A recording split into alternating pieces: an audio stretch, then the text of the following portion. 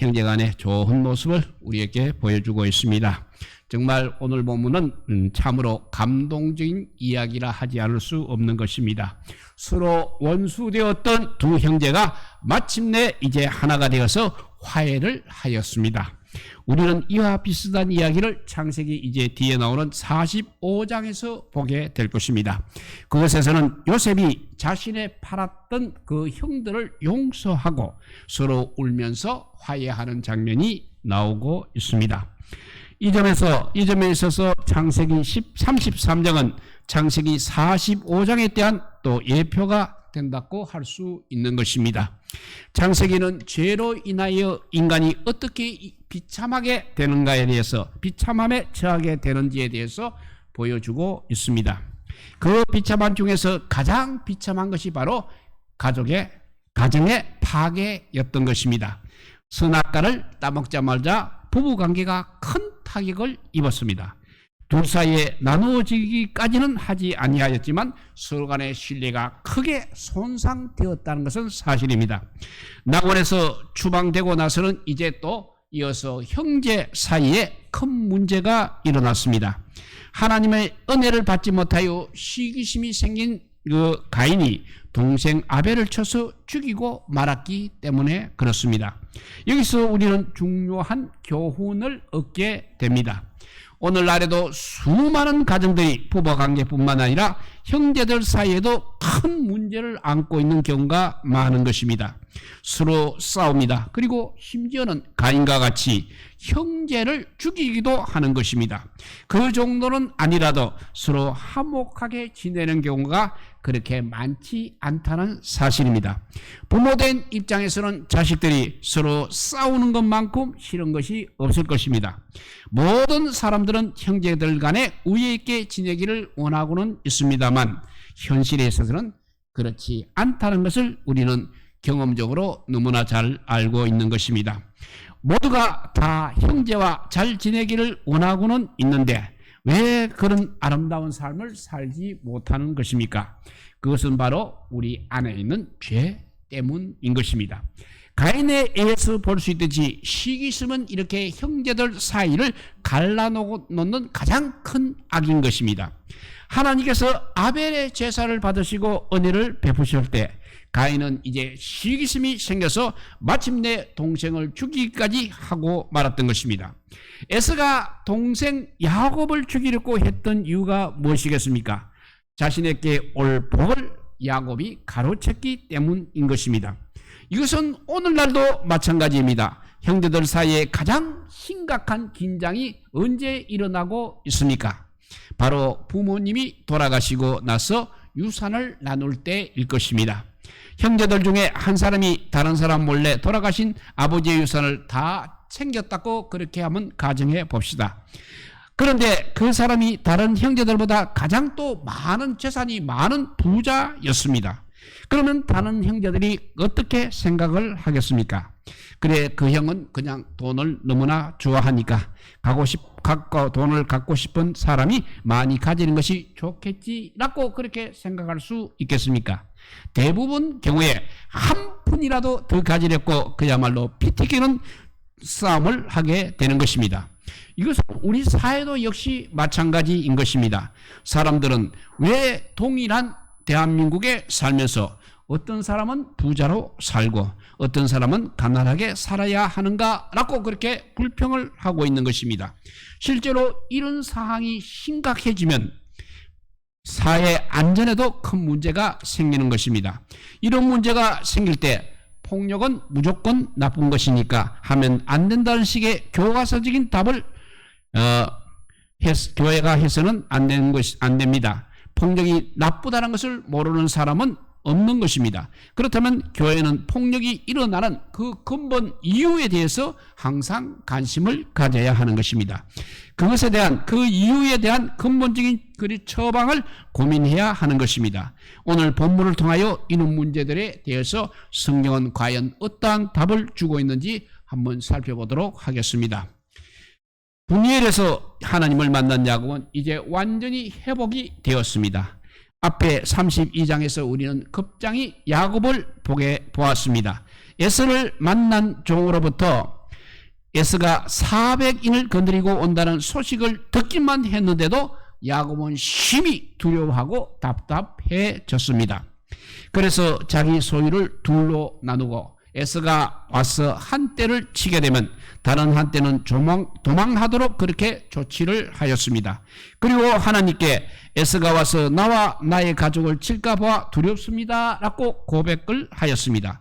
그리고 그가 한 이후의 조치들을 보면 야곱이 얼마나 두려워한 것을 볼 수 있는 것입니다. 그러나 33장에 오늘 읽은 본문의 야곱은 어떻습니까? 1절을 보게 되면 이제 야곱은 400명을 거느리고 오는 에서를 자신의 눈으로 직접 보게 되었습니다.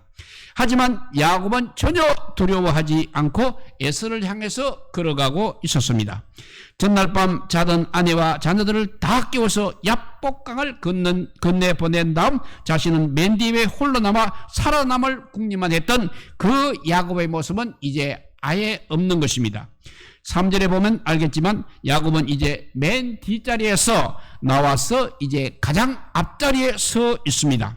이제 책임 있는 가장으로서 자신의 할 일을 당당하게 하고 있는 것을 보게 됩니다.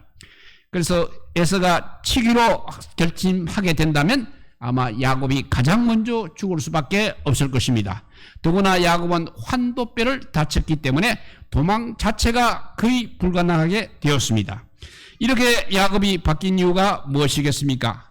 가나안 족속에게서 강한 군사력을 지원받았기 때문입니까? 아니면 하나님께서 천군 천사를 보내주셨기 때문입니까? 아니면 야곱이 삼손처럼 그렇게 기적적으로 힘이 세워졌습니까? 그렇지 않는 것입니다.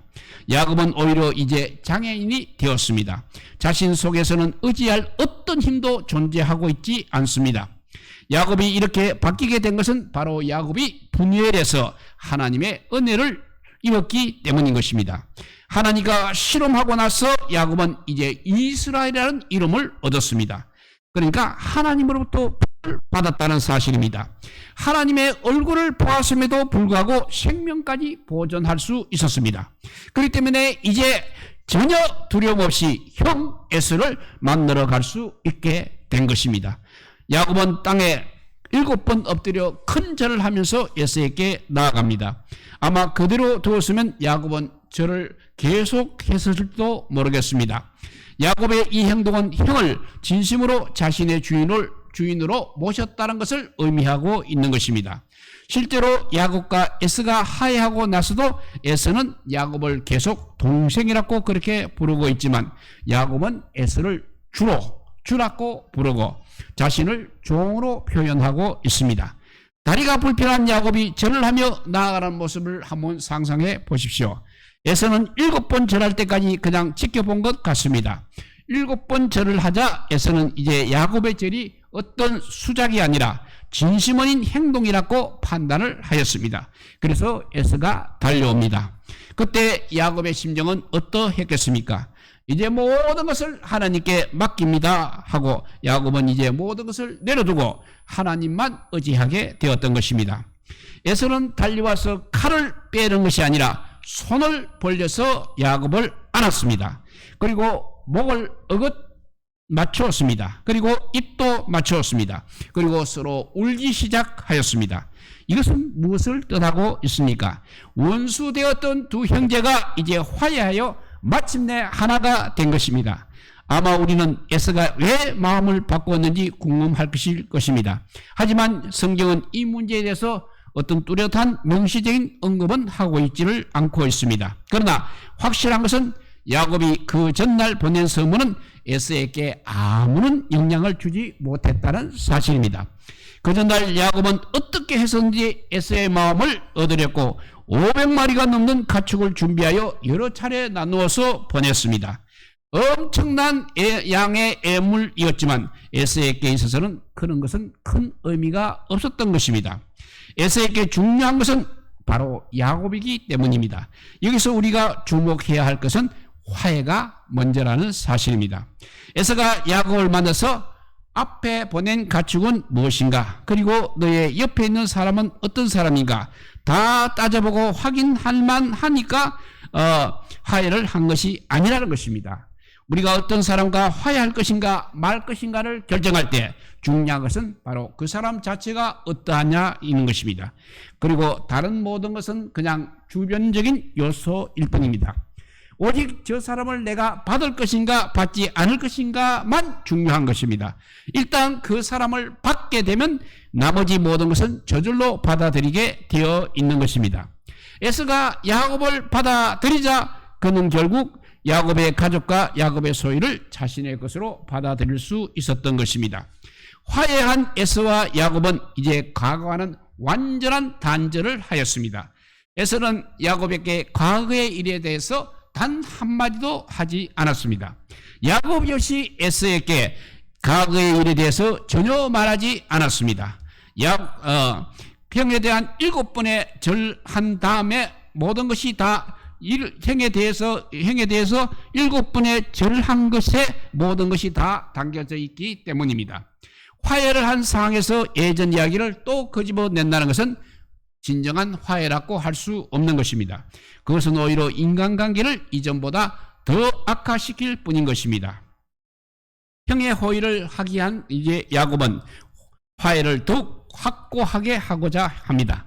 형에서는 야곱이 제공한 예물을 이제 받지 않으려고 하는 것입니다. 이 예물은 야곱이 그야말로 20년 동안 혼자서 수고하여 얻은 것입니다.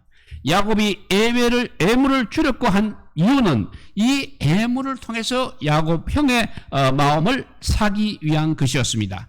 8절에서 보면 보다 구체적인 이유가 나오고 있습니다. 에서에게서 은혜를 받기 위함이라고 말하고 있습니다. 그러나 이제는 그 예물을 줄 이유조차 없어져 버렸습니다. 그리고 에서도 받지 않으려는 이유를 분명히 밝히고 있습니다. 나에게 있는 것이 족하다.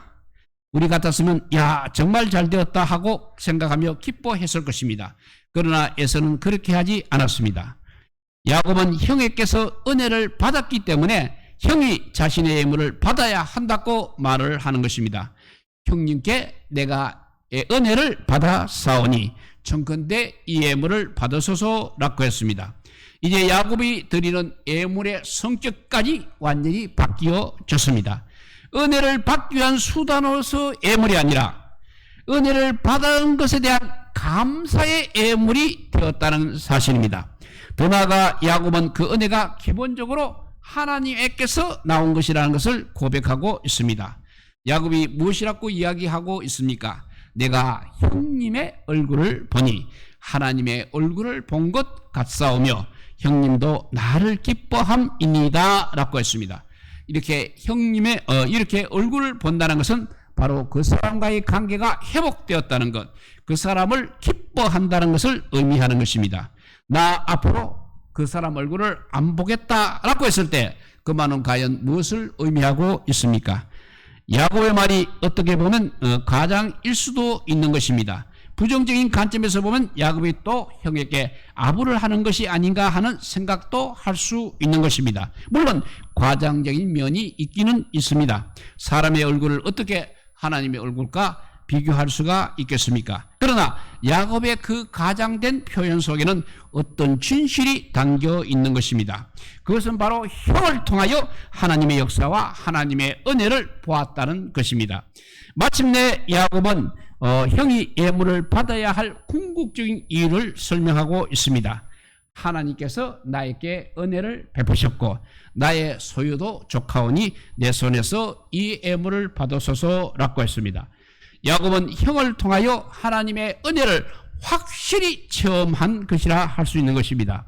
여기서 우리가 주목해야 할 단어가 하나 있습니다.